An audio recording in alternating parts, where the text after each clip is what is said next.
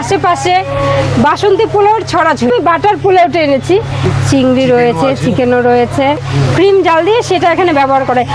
যে মশলাটা দিয়ে আমরা ঘরে রান্না করে থাকি, এখানে সমস্ত খাবার ঘরোয়া এবং একেবারে মনে হবে আপনি ঘরে বসেই খাচ্ছেন। কোনো আর্টিফিশিয়ালি সেন্ট, কেওড়ার জল, গোলাপ জল আমি ইউজ করি না।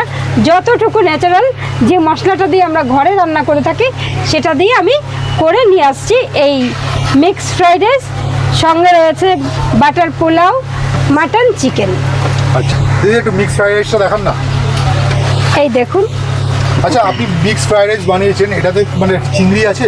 হ্যাঁ অবশ্যই চিংড়ি আছে। আচ্ছা একটু দেখি চিংড়ি কোথায়। একদম ঝরঝরে রাইস কিন্তু। হ্যাঁ হ্যাঁ একদম ঝরঝরে রাইস। ঘি দিয়েছেন তো? হ্যাঁ ঘি দিয়েছি, চিংড়ি এবং চিকেনও আছে তাই তো? চিকেনও রয়েছে, দেখতে পাচ্ছি চিংড়ি রয়েছে, চিকেনও রয়েছে। আচ্ছা চালটা কি ব্যবহার করছেন? চালটা বাসমতি চালটা মানে কি চাল ব্যবহার করছেন? এটা বাসমতি দেরাদুন রাইসটাই আমি ব্যবহার করছি। আচ্ছা আর আপনার এই যে বাসন্তী মানে এটা যে মিক্স রাইস, আপনি বাসন্তী পোলাও শুরু করলেন না কেন? আমি বাসন্তী পোলাও এই জন্য শুরু করলাম না যে আশেপাশে বাসন্তী পোলাওর ছড়াছড়ি। এবার সেখানে বিজনেস করতে যখন এসেছি তখন ভাবলাম যে যেটা নিয়ে এগোচ্ছে আমি সেটা নিয়ে এগোবো না, নতুন কিছু নিয়ে আসি। যার জন্য আমি বাটার পোলাওটা এনেছি। খেতে অত্যন্ত সুস্বাদু এবং খুব ন্যাচারাল একটা টেস্ট আছে এর মধ্যে। যেমন আমি ইউজ করছি ক্রিম জ্বালিয়ে ঘি, তার সঙ্গে আমুলের বাটারটা আমি ইউজ করছি।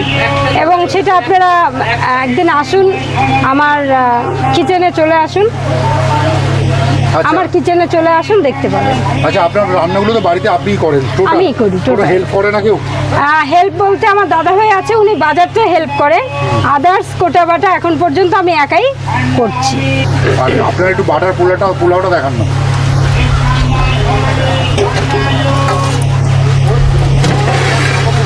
এটা বাটার পোলাও। বাহ, এটা বাটার পোলাও একদম মানে ভালো সুন্দর। বা যখনই খুললেন না এত সুন্দর একটা বাটারের গন্ধ। ঘিও তো দিয়েছেন মনে হচ্ছে। হ্যাঁ এটার মধ্যে যে ন্যাচারাল আমাদের ঘিটা তৈরি হয় ক্রিম জাল দিয়ে, সেটা এখানে ব্যবহার করে।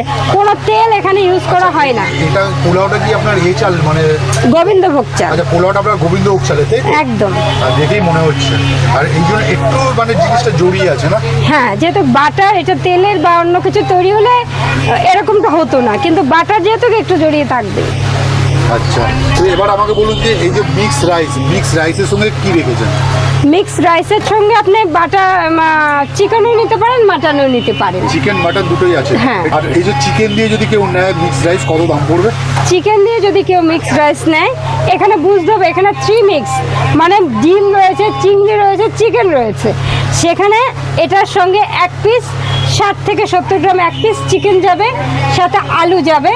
সেটার দাম রয়েছে মাত্র 70 টাকা। 70 টাকা মাত্র 70 টাকা। 10 টাকা বেড়েছে তাই তো? হ্যাঁ 10 টাকা বেড়েছে। আর যদি মাটন দিয়ে নেয় 1 পিস মাটন দিয়ে তাহলে 120 টাকা। 120 টাকা। 120 টাকা। আচ্ছা। এবং যদি চিকেনের দামটা কমে যায়, হয় এখানে 2 পিস চিকেন অ্যাড হবে, নচেত দামটা কমে যাবে। দামটা কমে যাবে। আর আপনার যে এই যে বাটার পোলাওর সঙ্গে যদি চিকেন দিয়ে নেয় কত দাম পড়বে? বাটার পোলাও আর মিক্সড ফ্রাইড রাইস আমি একই রেটে রেখেছি। কেন এইটা বানাতে যেমন বাটারের একটা খরচা আছে, আর এইটা বানাতে 3টা মিক্সডের খরচা আছে। দামই একই একই রেখেছি। তো আপাতত এই দুটো আইটেমই করছে তাই তো? একদম। আচ্ছা